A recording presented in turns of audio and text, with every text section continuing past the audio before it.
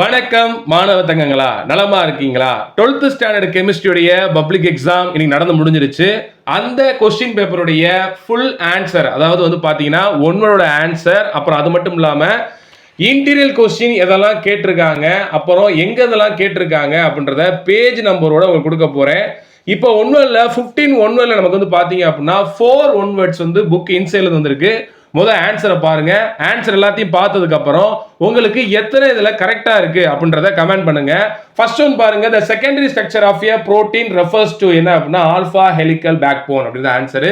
Second question, integral question, the compound that react with nitrous acid to give yellow oil liquid is என்னன்னு பாத்தீங்கன்னா என் methyl aniline அப்படின்றது page number போட்டிருக்கேன். Second வால்யூம்ல நீங்க 215ல போய் பாத்தீங்கன்னா இதுக்கு ஆன்சர் உங்களுக்கு தெரியும். நெக்ஸ்ட் வந்து பாத்தீங்கன்னா the number of electrons that have a total charge of 9650 coulombs is என்னன்னு கேட்டிருக்காங்க. ஆன்சர் தெரியும், 6.022 into 10 power 22 அப்படின்றது ஆன்சர். Fourth question வந்து பாத்தீங்க அப்படின்னா in calcium fluoride having the fluoride structure the coordination number of Ca2 plus ion and F minus ions are என்ன அப்படின்னா 8 and 4. இது book back question தான். அடுத்து fifth question பாத்தீங்க அப்படின்னா during the decomposition of hydrogen peroxide to give dioxygen 48 gram of oxygen is formed per minute at a certain point of time. The rate of the formation of water at this point is என்னன்னு பாத்தீங்கன்னா 3.0 mole per minute அப்படின்றது answer. Sixth question வந்து பாத்தீங்கன்னா book inside lesson 5ல இருந்து கேட்டிருக்காங்க. First வால்யூம்ல page number 135ல இருக்கக்கூடிய evaluate yourself ல இருந்து கேட்டிருக்காங்க. ஒரு காம்பவுண்ட் கொடுத்திருக்காங்க. இந்த காம்பவுண்ட் கொடுத்து what is the oxidation number of central metal ion in the complex கேட்டிருக்காங்க. +2 oxygen state அப்படின்றது ஆன்சர். செவன்த் கொஸ்டின் வந்து பாத்தீங்க அப்படின்னா புக் இன்சைட் கொஸ்டின், அதாவது யூனிட் 11ல இருந்து கேட்டிருக்காங்க. பேஜ் நம்பர் 124ல ஒரு டேபிள் இருக்கும், அதாவது pKa வேல்யூ சொல்லிட்டு அதுல கொடுத்திருப்பாங்க. அதுல இது வந்து எது ஸ்ட்ராங்கஸ்ட் ஆசிட் அப்படின்னு அதுல வந்து பாத்தீங்கன்னா பேரா மெட்டா ஆர்த்தன் கொடுத்திருப்பாங்க. pKa வேல்யூ எதுக்கு கம்மியா இருக்கோ அதான் ஸ்ட்ராங்கஸ்ட் ஆசிட். அப்ப ஆன்சர் இதுதான் 4 நைட்ரோஃபீனால். புக்ல வந்து பாத்தீங்க அப்படின்னா பேரா நைட்ரோஃபீனால் இருக்கும். அது மட்டும் இல்லாம இந்த கொஸ்டின் என்ன பண்ணிருக்காங்க அப்படின்னா புக் பேக் கொஸ்டினுடைய ஆப்ஷன்ஸை மாத்தி கொடுத்துருக்காங்க, சஃபல் பண்ணி கொடுத்துருக்காங்க. சரிங்களா? அடுத்து வந்து பாத்தீங்கன்னா 8th கொஸ்டின் என்ன கொடுத்துருக்காங்க அப்படின்னா assertion bond dissociation energy of the fluorine is greater than chlorine gas. Reason வந்து என்னது? chlorine has more electronic repulsion than fluorine அப்படின்றாங்க. both assertion and reasons are false அப்படின்றது ஆன்சர். அடுத்து 9th question boric acid is an acid because its molecule என்ன பண்ணுது? accept OH minus from water and releasing the proton அப்படின்னு சொல்றாங்க. அடுத்து 10th question வந்து என்ன கொடுத்திருக்காங்க அப்படின்னா இது வந்து யூனிட் 13ல இருந்து கொடுத்திருக்காங்க. ஒரு ரியாக்ஷன் கொடுத்திருக்காங்க. இது புக் பேக் ஒன் வேர்ட் தான். சோ என்ன ஆன்சர் அப்படின்னு பாத்தீங்க அப்படின்னா C அசிட்டைல் குளோரைடு அப்படின்றது இதனுடைய ஆன்சரா இருக்கும். நெக்ஸ்ட் 11th கொஸ்டின் வந்து பாத்தீங்க அப்படின்னா extraction of gold on silver involve leaching with cyanide ion. Silver is later recovered by என்ன மெத்தட்ன்றாங்க? displacement with zinc வச்சு என்ன பண்ணுவாங்க? வெளிய எடுத்துருவாங்க. அடுத்து 12th question book inside question, அதாவது யூனிட் 8, அதாவது செகண்ட் வால்யூம்ல பேஜ் நம்பர் 8ல வந்து கொடுத்திருக்காங்க. At 25 degrees Celsius, ionic product constant Kw of water is 1 into 10 power minus 14. Its value of 40 degrees Celsius is dash அப்படின்றது. இது அந்த பேஜ்ல பாத்தீங்க அப்படின்னா ஒரு டேபிள் கொடுத்திருப்பாங்க, டேபிள் காலம் கொடுத்திருக்காங்க. அந்த டேபிள் காலத்துல ஒவ்வொரு டெம்பரேச்சருக்கு என்ன இருக்கு கொடுத்திருப்பாங்க. அதுல 40 டிகிரிக்கு என்ன ஆன்சர் இருக்கு அப்படின்னா 2.71 into 10 power minus 14 அப்படின்றது ஆன்சரா இருக்கு. நெக்ஸ்ட் கொஸ்டின் பாப்போம்.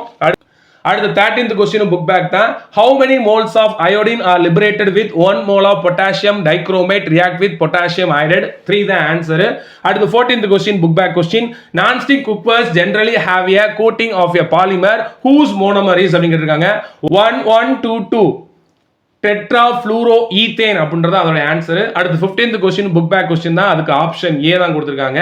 அடுத்து வந்து பாத்தீங்க அப்படின்னா பார்ட் 2 போறோம்.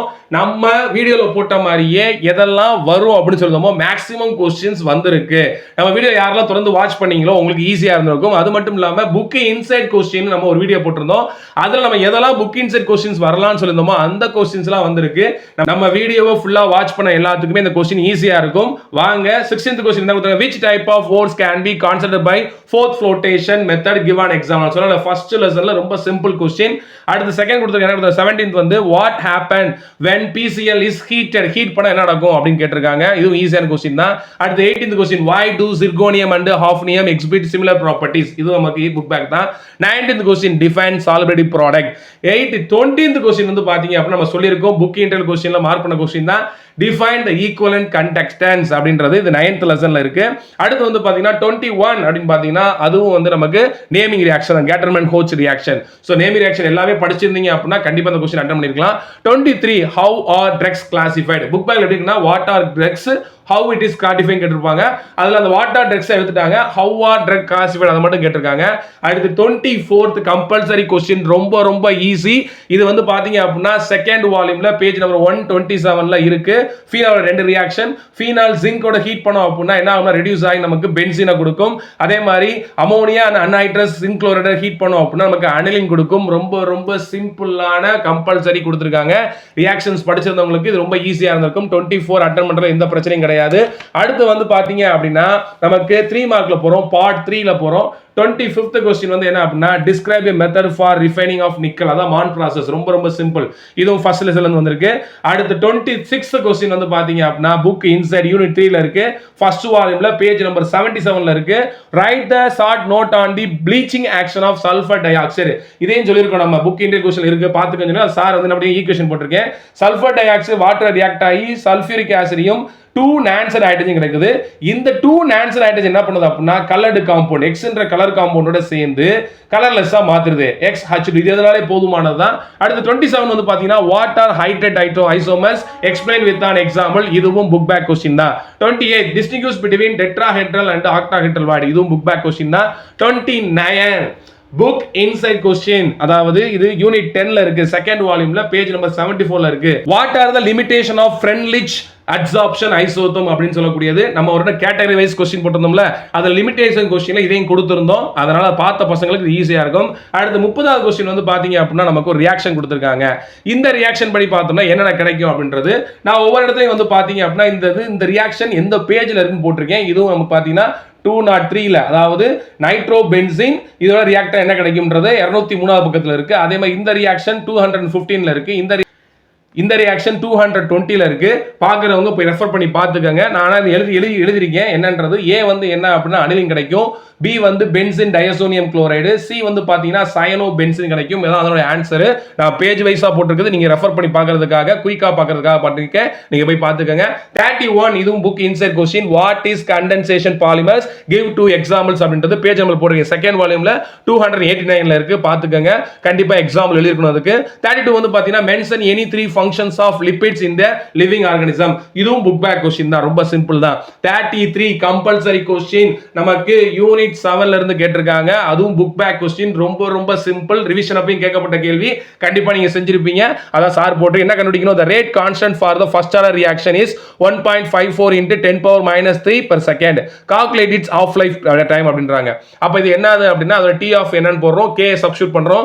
சப்ஸ்டிட்யூட் பண்ணா உங்களுக்கு என்ன ஆன்சர் வருது அப்படின்னா t of is equal to 450 seconds. ரொம்ப ரொம்ப சிம்பிள். ரெண்டு கம்பல்சரியும் ரொம்ப ஈஸி. அதுவும் இல்லாம நம்ம வீடியோ பார்த்திருந்து அந்த क्वेश्चन நோட் பண்ணி படிச்சிருந்தீங்க அப்படின்னா இந்த क्वेश्चन பேப்பர் உங்களுக்கு ரொம்ப ரொம்ப ஈஸி. கஷ்டம்ன்ற அளவுக்கு எதுவுமே கிடையாது.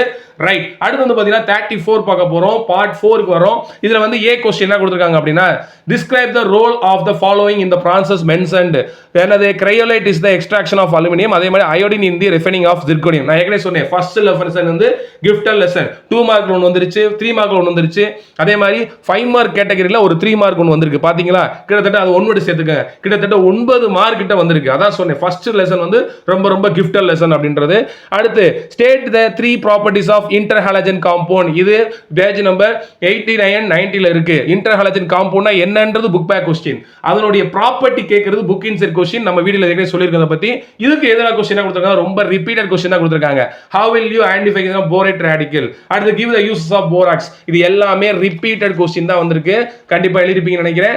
அடுத்து வந்து பாத்தீங்கன்னா 35ல நான் ஏற்கனவே சொன்ன மாதிரி என்ன பண்ணேன், துண்டா எதெல்லாம் கன்ஃபார்ம் 5 மார்க் क्वेश्चन வரும்னு சொல்லி இந்த வீடியோல கண்டிப்பா நான் சொல்லியிருந்தேன். என்ன சொன்னேன் அப்படின்னா describe the preparation of potassium dichromate 5 mark வர வாய்ப்பு இருக்குன்னு சொன்னேன். நீங்க போய் பாருங்க, அந்த வீடியோ நான் சொல்லியிருப்பேன். அதே மாதிரி வெர்னர் வந்து 5 மார்க் வர வாய்ப்பு இருக்குன்னு சொல்லியிருப்பேன். பாத்தீங்கன்னா ரெண்டையுமே கேட்டிருக்காங்க எழுதுறாருன்னு. சோ 35ல ரெண்டுமே ஈஸியான क्वेश्चन தான். மேக்ஸிமம் நீங்க வெர்னர் தியரி தான் எழுதிருப்பீங்க நம்புறேன். ஏன்னா ரொம்ப ஈஸியா மார்க் எடுத்துடலாம். அடுத்து 36ல வந்து பாத்தீங்க அப்படின்னா ஏல என்ன கொடுத்திருக்காங்க அப்படின்னா right a short note on metal excess defect. நான் அடிச்சு சொன்னேன் ஏதாவது ஒரு டிஃபெக்ட் உங்களுக்கு வந்துரும் சொல்லியிருக்கேன். அதுல மெட்டல் எக்ஸஸ் சொல்லியிருக்காங்க. அது 3 மார்க் வந்துடலாம். அடுத்து சூடோ ஃபர்ஸ்ட் ஆர் ரியாக்ஷன் கேட்டிருக்காங்க எக்ஸாம்பிளோட. இதுவும் நம்ம சொல்லியிருக்கோம். சொன்ன கொஸ்டின் தான் ரிப்பீட்டடா வந்திருக்கு. இதுக்கு எதிராக கொஸ்டின் ஒரு ப்ராப்ளம் கொடுத்திருக்காங்க. சோ மேக்ஸிமம் நீங்க வந்து ஏ தான் எழுதிருப்பீங்க. சோ ப்ராப்ளம்னாலும் ஈஸியா எழுதிடலாம். பாத்தீங்கன்னா 8th லெசன்ல பேஜ் நம்பர் 15ல வந்து பாத்தீங்கன்னா எக்ஸாம்பிள் தான் கேட்டிருக்காங்க. 8.5 அந்த எக்ஸாம்பிள் தான் கேட்டிருக்காங்க. அது என்னன்னு சார் இங்க எழுதிருக்கேன் பாருங்க. என்ன கணக்கு? Calculate the pH of 0.1 molar sulfuric acid, calculate the pH of 0.1 molar of acidic acid solution. Dissociation constant of acidic acid is 1.8 into 10 power minus 5 கொடுத்திருக்காங்க. சோ dissociation constant கொடுத்தா எப்படி கண்டுபிடிக்கிறது? ஃபார்முலா H+ தெரியணும். அப்ப root of Ka into C concentrate Ka value கொடுத்துட்டாங்க. Substitute பண்றேன். கண்டுபிடிச்சா எனக்கு H+ வேல்யூ கிடைக்குது. அடுத்து pH என்னது? Minus log of H+ ion concentrate. அதை இங்க போடுறேன். அதை நான் பாத்தீங்கன்னா லாக் எடுத்து பார்த்தா ஆன்சர் வந்து 2.87 அப்ராக்ஸிமேட்டா 2.87 தான் ஆன்சர் அப்படின்னு சொல்லுது.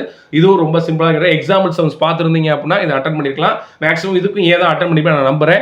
அடுத்து வந்து பாருங்க 37 அடிச்சு சொன்னேன். நர்ன்ஸ் ஈக்குவேஷன் 5 மார்க் வரதுக்கு வாய்ப்பு அதிகமா இருக்கும்னு. சோ நம்ம வீடியோ பார்த்து நீங்க கண்டிப்பா எழுதிருப்பீங்க. நர்ன்ஸ் ஈக்குவேஷன் துண்டா 5 மார்க் கேட்டிருக்காங்க பாருங்க. அதுக்கு எதிராக கொஸ்டின் வந்து பாத்தீங்கன்னா ரியாக்ஷன்ஸ் கேட்டிருக்காங்க. நான் முக்கியமா நம்புறேன் நீங்க ஏதா எழுதிருப்பீங்க. சரி பி நீங்க ஒரு சில எழுதிருந்தீங்க அப்படின்னா அதை செக் பண்ணி பாத்துக்கோங்க. எந்த பேஜ்ல இருக்கு முதல்ல சார் உங்களுக்கு போட்டிருக்கேன். இந்த ரியாக்ஷன்ஸ் வந்து எந்த பேஜ்ல இருக்குன்னு யூனிட் வால்யூம் 2 எடுத்துக்கங்க. அதுல வந்து செக் பண்ணி தெரியும். எத்தில் ஆல்கஹால் ஈத்தேனா மாறுது. அதாவது பேஜ் நம்பர் 11th லெசன் தான் கேட்டிருக்காங்க இது. சோ அத ரியாக்ஷன் எழுதிருக்கீங்க. Ethyl alcohol electricity sulphur of sulphuric acid and 443 கெல்வின்ல போட்டோம் அப்படினா நமக்கு எத்திலீன் கிடைக்குது. வாட்டர் வெளியே போயிருது. அதே மாதிரி எத்திலீன் கிளைகால் வந்து 1,4 டைஆக்சைடா மாத்தணுமா? எழுதிருக்கேன் பாருங்க. 2 எத்திலீன் கிளைகால் வந்து கான்ஸ்டன்ட் சல்ஃபரிக் ஆசிட் போகும்போது என்ன ஆகும் அப்படினா வாட்டர் மாலிக்யூல் வந்து ரிமூவ் ஆயிரும். வாட்டர் மாலிக்யூல் ரிமூவ் ஆச்சு அப்படினா நமக்கு 1,4 டைஆக்சின் கிடைக்கும். அதையும் போட்டுருக்கேன். அடுத்து வந்து பாத்தீங்கன்னா தேர்ட் வந்து கிளிசரால் இருந்து அக்ரோலினா மாத்தணும். அது வந்து பாத்தீங்கன்னா பொட்டாசியம் பைசல்ஃபேட் ஹீட் பண்ணோம் அப்படினா நமக்கு ப்ரோபன் 2 ஈனால் கிடைக்கும். அதுதான் அக்ரோலின் அப்படின்னு சொல்லக்கூடியது. நான் பேஜ் நம்பரோட போட்டிருக்கேன். நீங்க பார்த்து என்ன பண்ணுங்க செக் பண்ணி பார்த்துக்கோங்க. அடுத்து 38th ஏ கொஸ்டின் வந்து பாத்தீங்கன்னா நமக்கு ஒரு ப்ராப்ளம் கொடுத்திருக்காங்க. ஒரு காம்பவுண்ட் கண்டுபிடிக்கணும். அதுக்குரிய பேஜ் நம்பர் சார் போட்டிருக்கேன். ஒரே பேஜ்ல துண்டா எடுத்திருக்காங்க பாருங்க. பேஜ் நம்பர் 166ல இருக்கு. இது வால்யூம் 2ல போய் பாத்தீங்கன்னா உங்களுக்கு தெரியும். அதாவது என்னன்னா organic compound A the molecular formula is C7H6O அப்படினா அது பென்சால்டிகைடா தான் இருக்கும். A கண்டுபிடிச்சிட்டேன் சார். அடுத்து என்ன பண்றாங்க? this is Cannizzaro reaction. Cannizzaro reaction aldehyde தான் போணும். அப்ப ஈஸியா நீங்க என்ன பண்ணீங்கன்னா பென்சால் எழுதிடுவீங்க. Compound A also react with chlorine and presence of concentrated ferric chloride அப்படினா it's give the B. B ன்றது என்னது? மெட்டா குளோரோ பென்சால்டிகைட கொடுக்குது. அடுத்து the compound A react with chlorine in absence of catalyst to give compound C. அதாவது catalyst இல்லாம chloride react ஆச்சு அப்புறம் என்ன கொடுக்கும்னா பென்சாயில் குளோரைட் கொடுக்குது. அப்ப A வந்து பென்சால்டிகைட், B வந்து மெட்டா குளோரோ பென்சால்டிகைட், C வந்து பென்சாயில் குளோரைட் அப்படின்றது கண்டிப்பா வந்து பாத்தீங்க அப்படின்னா உங்களுக்கு நல்ல மார்க்கே வரும். அது மட்டும் இல்லாம நீங்க எத்தனை ஒன் வேர்ட் ரைட் அதே மாதிரி கம்பல்சரி கரெக்டா எழுதிருக்கீங்களா, ப்ராப்ளம் கரெக்டா எழுதிருக்கீங்களான்றதை கமெண்ட் பண்ணுங்க. கண்டிப்பா இந்த வீடியோ உங்களுக்கு யூஸ்ஃபுல்லா நினைக்கிறேன். நண்பர்களுக்கு ஷேர் பண்ணுங்க. மறக்காம சேனலை சப்ஸ்கிரைப் பண்ணுங்க. தொடர்ந்து இருந்திருங்க மாணவ தங்கங்களா. நன்றி.